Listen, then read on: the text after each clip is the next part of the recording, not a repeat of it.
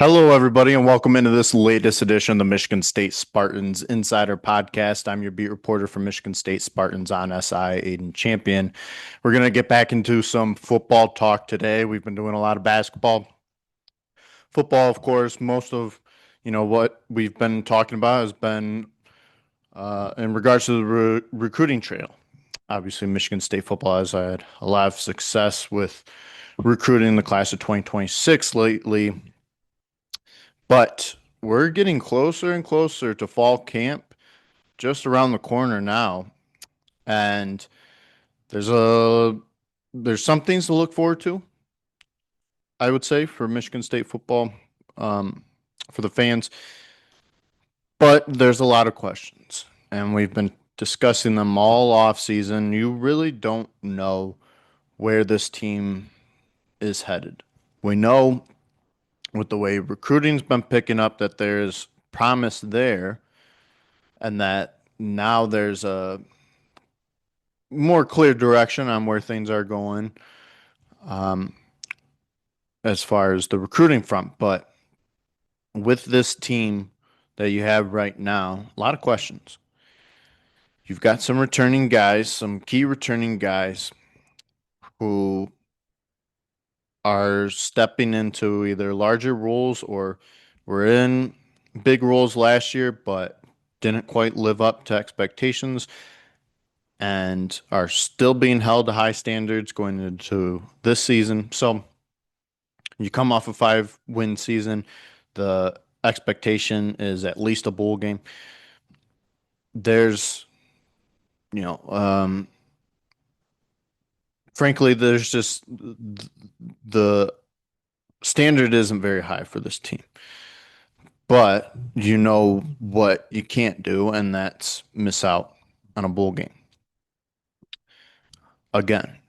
So what I want to discuss is why Michigan State will be better, will at least win one more game next season, and the argument against why they won't be better, why they'll either be 5-7 again, miss out on a bowl game, or potentially even worse. I don't see that happening, and I do anticipate them to make a bowl game, but um, you just you don't really know.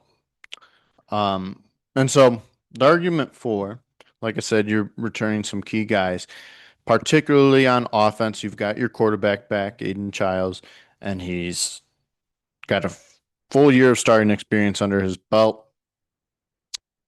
He's got a number of great receivers that he can throw to, including Nick Marsh, who's expected to be one of the best receivers in the Big Ten, plus Jack Velling, who had high expectations going into last year and probably has even higher expectations now that he's going into his final year with the Spartans' final year of college.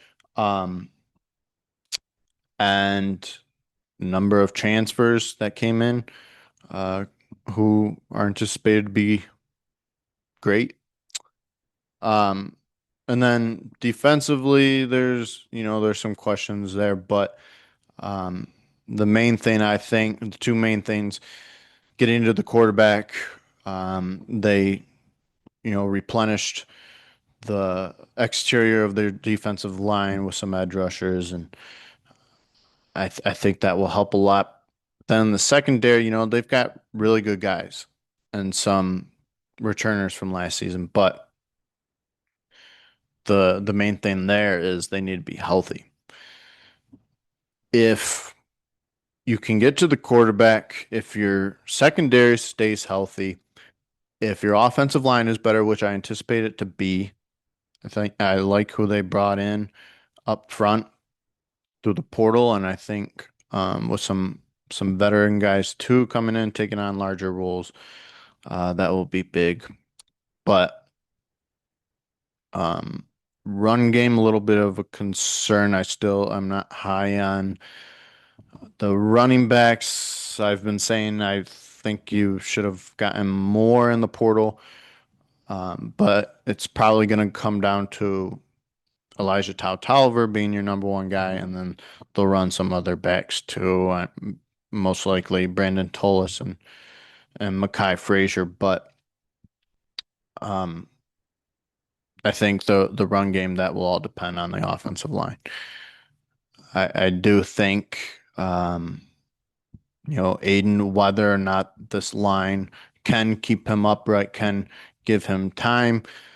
He's going to have more pocket awareness, be more accurate with his passing. So uh, I think, they can afford to not have exceptional blocking up front. I think Aiden will be good enough. He doesn't necessarily need it. You don't want to, depend on that, though, of course. And I don't think they'll have to. I do think this line uh, will be better this season. But um, the run game, it just it's definitely a concern because this hasn't been a great run offense in recent years. I haven't had a consistent guy really since Kenneth Walker. So, um, but if they do all those things, I think this team wins at least 6 games. Um, it would certainly help if you win at least your first 3 games at home before you go to LA and really start your Big Ten season. And that's what brings me to the argument against. You say you start 3-0. I think that um, those 2 games on the road could be difficult. You go to LA and then you're you've got a bye week, which is rather early, especially compared to last year. But then Nebraska, that's on the road. So you're, um, between week 3 and homecoming, you don't have a home game. Good thing about that, though, is if things don't go right with those 2 road games, you get to come back, face UCLA on homecoming. The vibes are going to be high, and it'll be a good opportunity to rebound. You don't want to obviously have to rely on that, but it's a good placement, a convenient placement. But then you're right back on the road to face Indiana, which obviously made the college football playoff, and that will be tough. So, I see there being a scenario where things kind of fall apart there after week 3, which is what we saw last year too.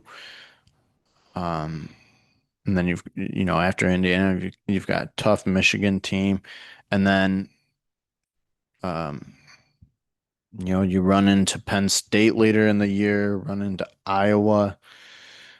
That you really can't afford to kind of fall into a hole there um, with those um, USC and Nebraska games because um, it's going to be tough to battle back from that.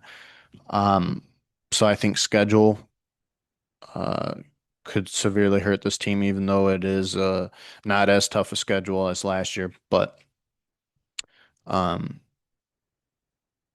I just don't know if this team is yet built for it. Again, something we have yet to see. One of the questions that faces this team. But the other thing is health. Um, you know, Suffered injuries, offensive line, and obviously the secondary injuries. It doesn't matter how good you are, uh, that can always hurt a team, and especially if you suffer them early on, like the secondary did last season. So, um, I think this team's the fate of its 26 or 25 season is really in its hands. Um, they will dictate. how it goes. But the key, as with any season, win the games you're supposed to, win some that you're maybe not supposed to, and you'll be above 500, and that's where this team needs to be. Um, make a bowl game. Um, do you necessarily need to win one? I guess that depends on who you play, but um, all I'm saying is bowl game uh is the bar. When I say um need to finish above 500, I'm not um I should say at least 500 because I'm not holding them to the standard of winning the bowl game again. That depends on who they would play, and that's just we're not there yet. All I'm thinking about is win a bowl game. Or I'm sorry, make a bowl game. Jeez, oh Pete. Um, it's Friday and I am running out of steam. So, with all that said, let me know what you guys think. What's going to hold this team back this year? What's going to propel them? Would love to know your thoughts. As always, thank you for tuning in. Very much appreciate your engagement and look forward to catching you next time. Hope you all have a great weekend. Thanks.